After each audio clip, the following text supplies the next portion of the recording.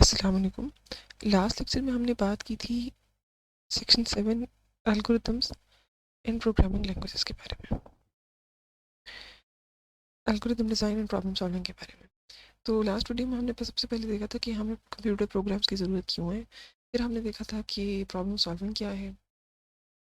उसके बाद हमने एल्गोरिथम के बारे में बात की थी कि एल्गोरिथम्स क्या चीज़ हैं और प्रोग्रामिंग लैंग्वेजेस क्या हैं, कंप्यूटर प्रोग्राम होता क्या है, हाई लेवल प्रोग्रामिंग लैंग्वेजेस कौन सी हैं।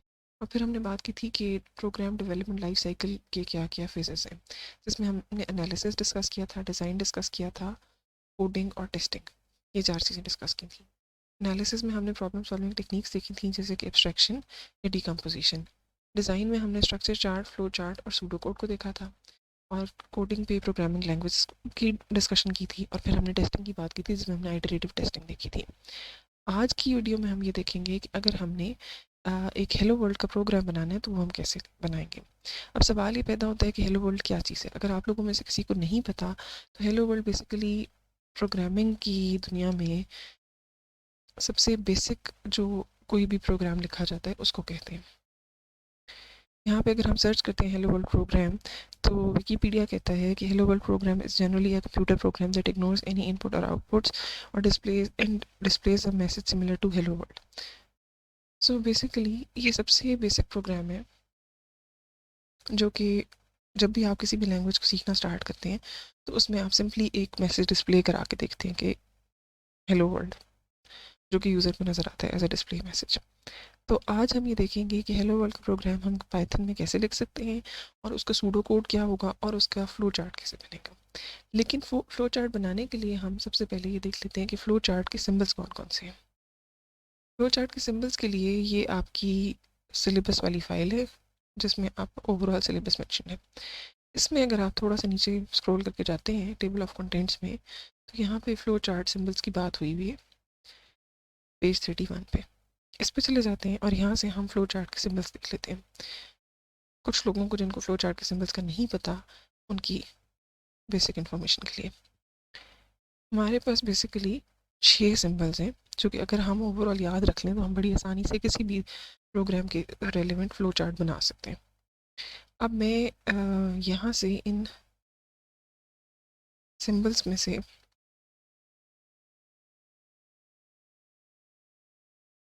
ये सिंबल्स ले लेती हूँ जो यहाँ पे मेंशन है, और फिर इनकी मदद से हम एक अच्छा सा फ्लो चार्ट बनाएंगे। ये मैंने कॉपी कर लिए और ये मैं यहाँ ला के पेस्ट कर देती हूँ। ये है हमारे फ्लो चार्ट के सिंबल्स। अब हमने स्टार्ट कहाँ से करना है। इसी फाइल में हमें यहाँ पे ये भी लिखा हुआ है कि ये जो आखिरी टर्मिनेटर वाली शेप है, this shape represents the start and stop of the process. तो कोई भी प्रोग्राम का अगर हमने फ्लो चार्ट बनाना है तो हमेशा प्रोग्राम स्टार्ट होगा और प्रोग्राम स्टॉप होगा। इसके लिए हम ये करते हैं कि सबसे पहले हम प्रोग्राम का स्टार्ट और स्टॉप लिख लेते हैं।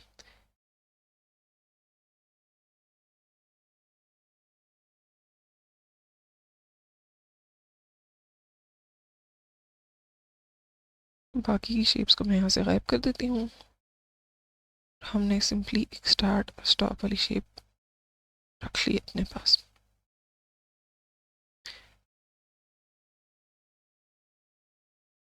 ये हो गई मेरी स्टार्ट वाली शेप। अब इसके अंदर जाके मैंने अपना टेक्स्ट लिख देना है, जो कि है स्टार्ट।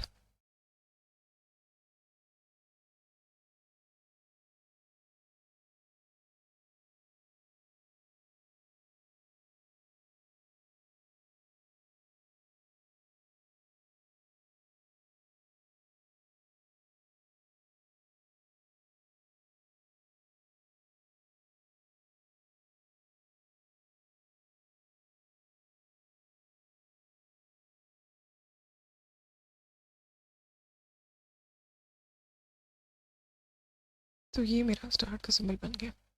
अब इसके बाद मैंने इसी तरह अपने प्रोग्राम का स्टॉप भी लिख लिया। मैं इस टर्मिनेटर सिंबल की जगह ये शेप यूज़ कर रही हूँ, लेकिन आपको ओवरऑल आइडिया हो गया होगा कि हम कैसे कौन सी शेप किस काम के लिए बनाएंगे।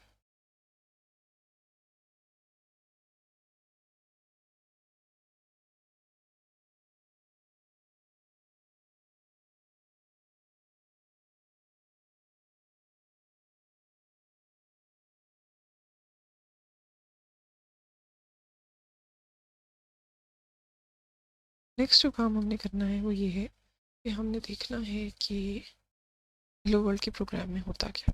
सो हेलो वर्ल्ड के प्रोग्राम में बेसिकली हम सिंपल एक आउटपुट मैसेज डिस्प्ले कराते हैं जिसमें हेलो वर्ल्ड लिखा होता है। तो आउटपुट के लिए हमने कौन सा सिंबल यूज़ करना है, इसके लिए भी हम वापस उसी सिलेबस वाले डॉक्यूमेंट पे जाते हैं और यहाँ से हम जाके देखते हैं कि ये इनपुट एंड आउटपुट लिखा हुआ है। This shape represents the input output of something into और out of the flow chart. तो हमने ये वाली शेप ली और इसमें हमने एक मैसेज डिस्प्ले करा दिया।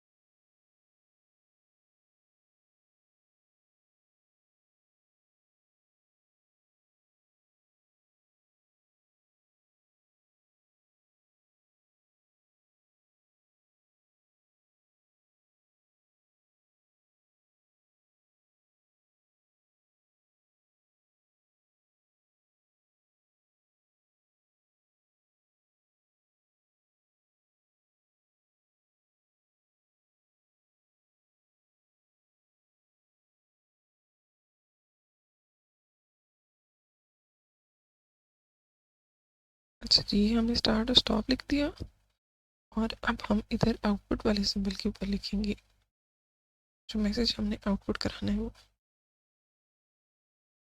सो यहाँ पे हमने लिख दिया हेलो वर्ल्ड।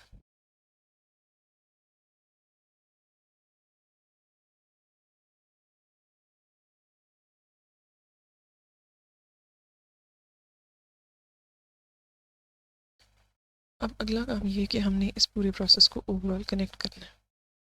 कनेक्ट करने के लिए हम एरोज यूज़ करते हैं। सो हमारा प्रोग्राम स्टार्ट हुआ, इसने एक मैसेज डिस्प्ले कराया जो कि था हेलो वर्ल्ड, और उसके बाद हमारा प्रोग्राम स्टॉप हो गया। तो ये था सबसे बेसिक प्रोग्राम। अब अगर हम इसके सूडो कोड को लिखने की बात करें तो उसके लिए हम फिर आपके सिलेबस के डॉक्यूमेंट में चले जाते हैं और यहाँ से हम दोबारा से टेबल ऑफ कंटेंट्स पे जाते हैं और इसमें हम सूडो कोड पे चले जाते हैं। अब सूडो कोड के सेक्शन में और बहुत सी टाइप बातें हुई हैं, लेकिन हम सबसे पहले देखते हैं कि इनपुट और आउटपुट के बारे में कहाँ पे बात हुई है।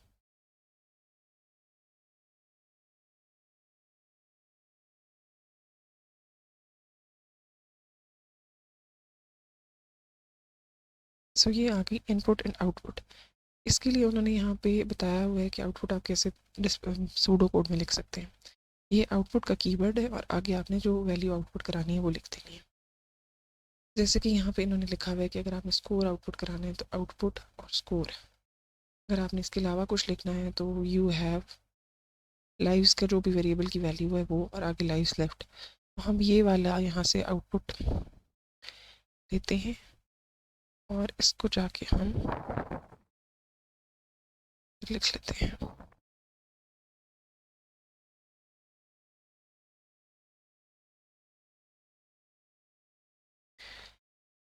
आउटपुट के आगे हम लिखेंगे डबल कोट्स में हेलो वर्ल्ड।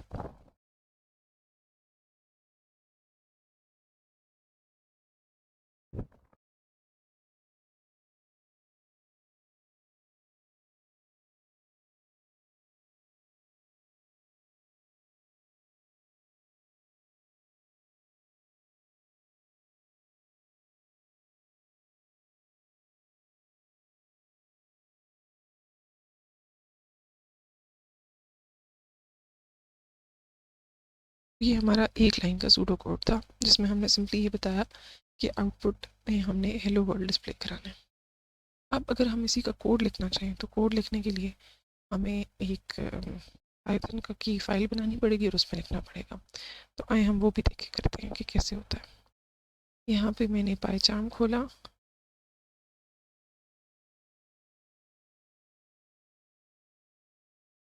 और ये मैंने लास्ट वीडियो में आपको दिखाया था। मैं दोबारा आपको यहाँ पे हेलो वर्ल्ड लिख के दिखाती हूँ। ये मेरी टेस्ट डॉट पाई की फाइल है। इसमें मैंने लिखा प्रिंट राउंड ब्रैकेट्स डाली और उन राउंड ब्रैकेट्स के अंदर मैंने डबल कोट्स में लिख दिया हेलो वर्ल्ड। इसको जब मैं रन करूँगी तो ये मुझे यहाँ आउटपुट पे दिखाएगा हेलो वर्ल्ड। अब अगर ये इतना सिंपल था कि बस मैंने अगर प्रिंट कराना था तो मैंने सिंपली प्रिंट लिखा। जहाँ पे मैंने सूडो कोड में आउटपुट लिखा था उसकी जगह पाइथन के कोड में मैं सिर्फ प्रिंट की स्टेटमेंट लिखूँगी। तो प्रिंट उसके आगे डबल ये राउंड ब्रैकेट्स और उसके बाद डबल कोट्स में जो भी आपने मैसेज डिस्प्ले कराना था। अब हम चलते हैं कि अगर हमने इस हेलो वर्ल्ड की स्ट्रिंग को मॉडिफाई करना है तो कैसे करेंगे। यहाँ पे अगर मैं हेलो वर्ल्ड की जगह लिखना चाहूँ किसी यूज़र का नाम तो मैं लिख देती हूँ हेलो यूज़र। अब ये हेलो यूज़र को प्रिंट करेगा। ये देखिए यहाँ पे हेलो यूज़र आ गया। अगर मैंने इसको सूडो कोड में चेंज करना होगा तो मैं यहाँ से हेलो यूज़र कर दूँगी। अगर मैंने फ्लो चार्ट में चेंज करना होगा तो मैं यहाँ से हेलो यूज़र कर दूँगी।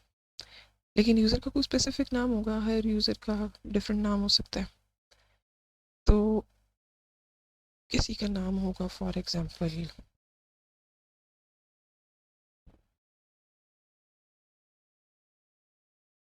यूज़र जो है वो अहमद भी हो सकता है, यूज़र अली भी हो सकता है,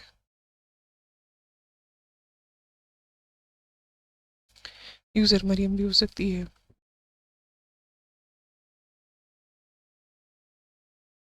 और बहुत सारे यूज़र्स हो सकते हैं। तो अब हमारा अगला काम ये है कि हमने किसी भी एक्स वाई जी जो भी यूज़र है उसका नाम डिस्प्ले कराना है। तो जो भी चीज़ वेरी हो रही है मतलब हर केस में डिफरेंट हो सकती है, उसके लिए हमें अगर उसको कहीं स्टोर करना हो तो हम वेरिएबल में स्टोर करते हैं। जो चीज़ें कांस्टेंट रहें जिनकी वैल्यू ना चेंज हो रही हो उनको हम कांस्टेंट के तौर पे लेते हैं। अब कांस्टेंट और वेरिएबल में क्या डिफरेंस है? बेसिक डिफरेंस यही है कि जो चीज़ जिसकी नाम से ही साबित होता है कि जो चीज़ चेंज ना हो रही हो जिसकी वैल्यू हमेशा सेम रहे उसको कांस्टेंट कहते हैं और जिस चीज़ की वैल्यू वेरी होती रहे चेंज करती रहे उसको हम वेरिएबल कहते हैं। फॉर एग्जांपल अगर मैंने यहीं पे इसी कोड के अंदर ये लिखना हो कि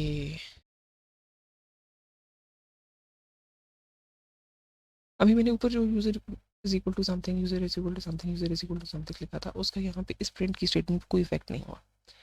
अभी अगर मैंने यहाँ पे लिखना हो hello user have a good day,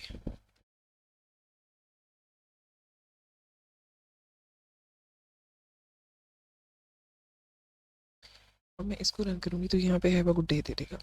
अब अगर मैं ये बताना चाहूँ कि एक वीक में कितने डेज होते हैं तो मुझे ये पता है कि 7 डेज होते हैं। मैं यहाँ पे 7 लिख देती हूँ और इधर अगर मैं डिस्प्ले कराना चाहूँ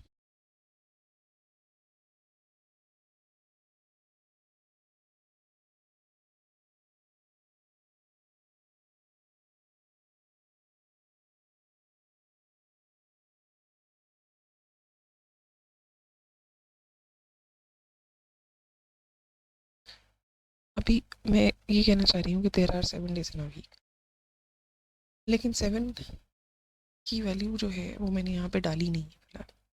मैंने अगर यहाँ पे 7 की वैल्यू डालनी है तो एक तो ये तरीका है कि मैं इसकी जगह 7 लिख देती हूँ। अब 7 के केस में तो ये ठीक है क्योंकि हमेशा हर वीक में 7 ही डेज होते हैं, लेकिन अगर हम मंथ की बात करते हैं कि एक मंथ में कितने डेज होते हैं, तो किसी मंथ में 30 डेज होते हैं, किसी में 31 होते हैं, फरवरी में 28 होते हैं, लेकिन अगर लीप ईयर है तो 29 भी हो जाते हैं। तो अब यहाँ पे वैल्यू बार बार चेंज हो सकती है। यहाँ तो मैंने 28 लिख दिया, अब हर दफ़ा ये 28 ही प्रिंट कराएगा। तो उसका तरीका ये है कि मैं यहाँ पे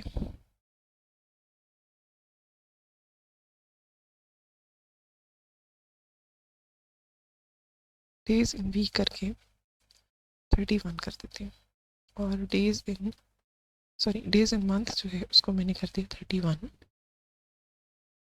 और डेज इन वीक को मैंने कर दिया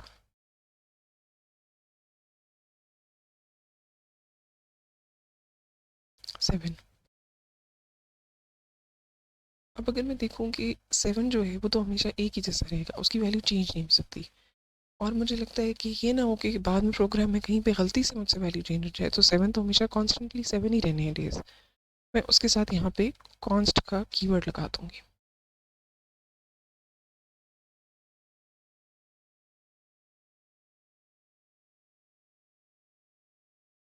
अच्छा, चूँकि पाइथन में कॉन्स्टेंट का कीवर्ड नहीं होता, चेक कर लेते हैं कि क्या वजह है कि एरर क्यों दे रहा है। पाइथन में कॉन्स्टेंट का कीवर्ड कैसे लिखेंगे?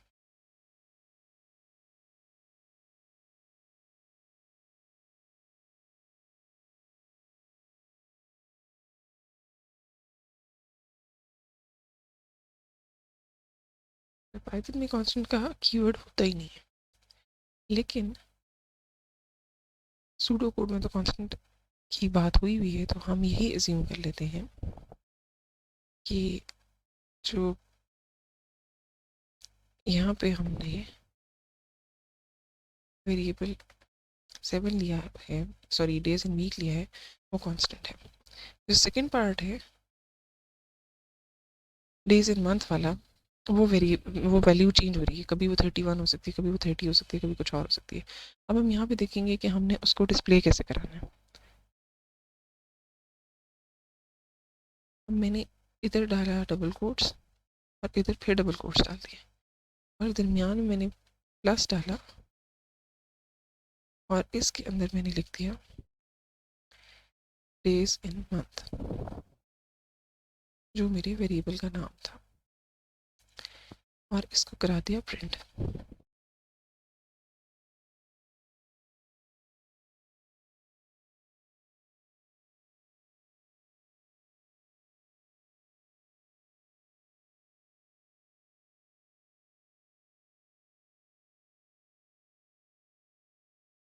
अभी वो कह रहे हैं कि आप स्ट्रिंग के साथ सिर्फ स्ट्रिंग को ही कंकैटिनेट कर सकते हैं, तो मैंने यहाँ पे स्ट्रिंग डाल दिया, यानी मैंने इस डेज इन मंथ वाले वेरिएबल को पहले स्ट्रिंग में कन्वर्ट किया, और फिर उस स्ट्रिंग को मैंने इधर वाली स्ट्रिंग और इधर वाली स्ट्रिंग के साथ जोड़ दिया।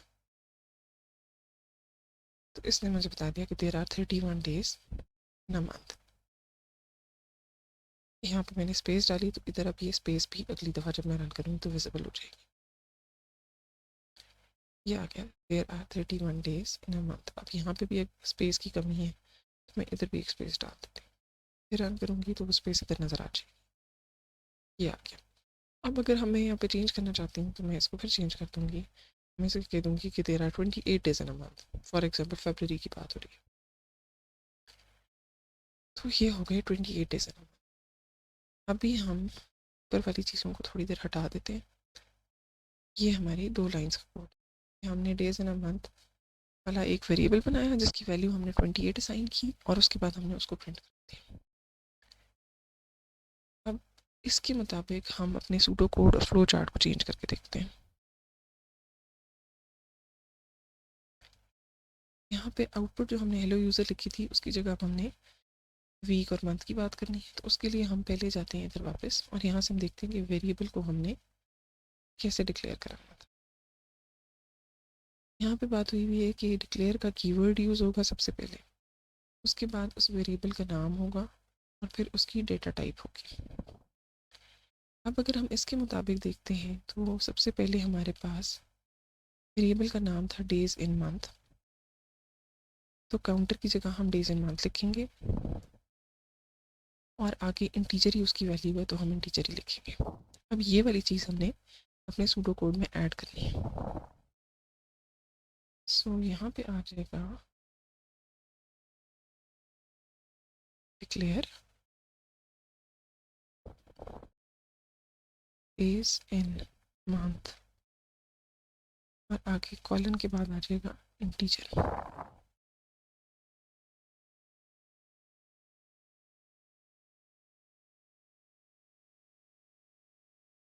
ये तो हो गई इसकी डिक्लेरेशन।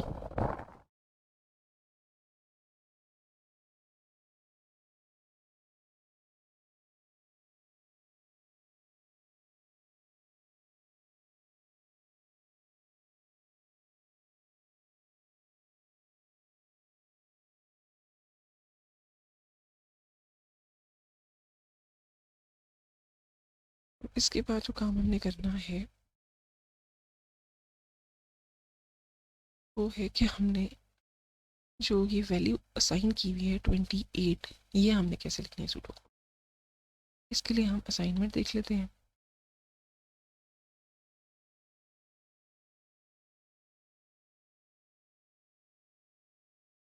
यहाँ पे बात हुई है असाइनमेंट की। असाइनमेंट को लिखने का तरीका ये है कि इधर आपने वेरिएबल का नाम लिखना है लेफ्ट साइड पे, फिर ये एरो है और इधर आपने वैल्यू डालनी है।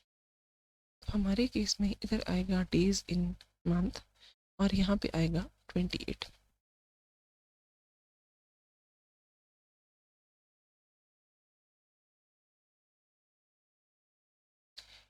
पहले हमने हमेशा वेरिएबल को डिक्लेयर कराना है फिर उसको वैल्यू असाइन करनी है। तो यहाँ पे हमने लिखा डेज इन मंथ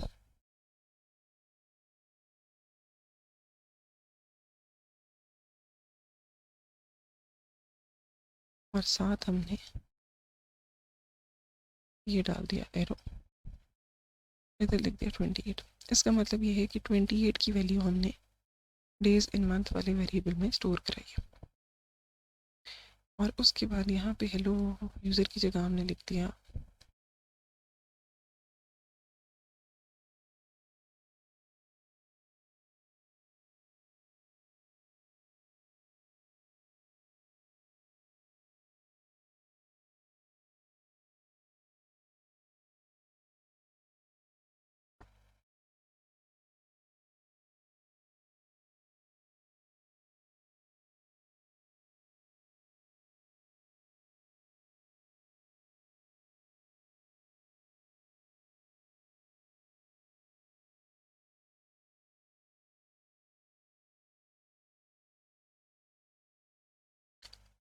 सो ये हमारा सूडो कोड जो हो गया तैयार।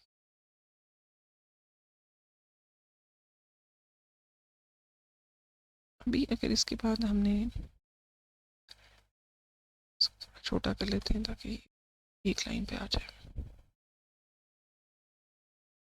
सो ये हो गया हमारा सूडो कोड।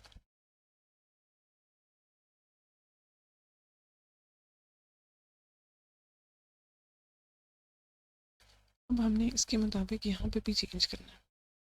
सबसे पहले हमने वेरिएबल को डिक्लेयर कराना।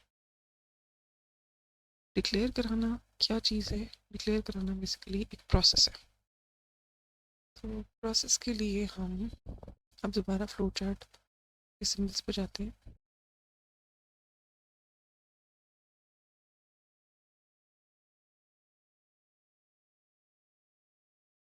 ये थे फ्लो चार्ट के सिम्बल्स। इसमें से हम देखेंगे कि प्रोसेस क्या है। प्रोसेस बेसिकली ये रेक्टेंगल वाली शेप है। तो इसमें हमने यहाँ पे एक रेक्टेंगल की शेप ऐड करनी है।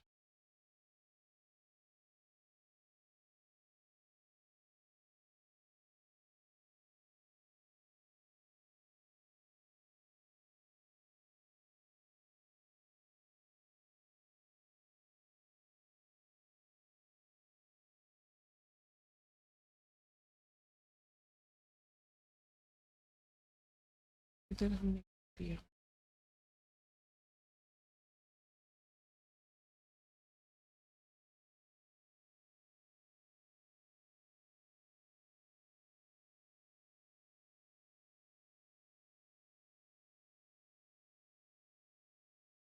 ये हमने डीजे डिक्लेयर करा दिया।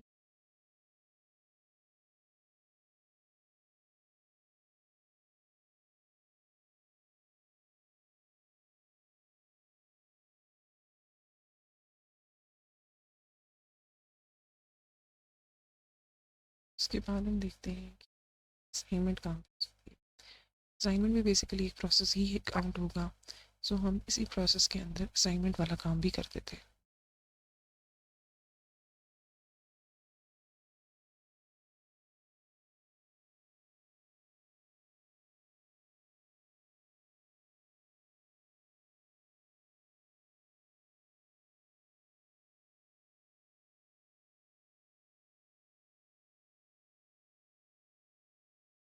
ये हमने टीचर को डिक्लेयर भी करा लिया और इसको वैल्यू पे साइन कर लिया।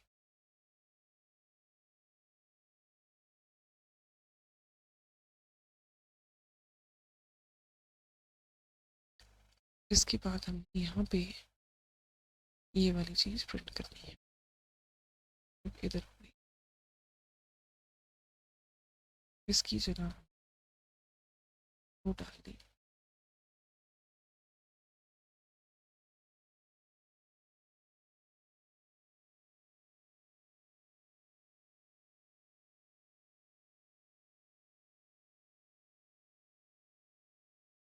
अब हमने दोबारा कनेक्टर सिंबल्स करने हैं जो कि एरोज है।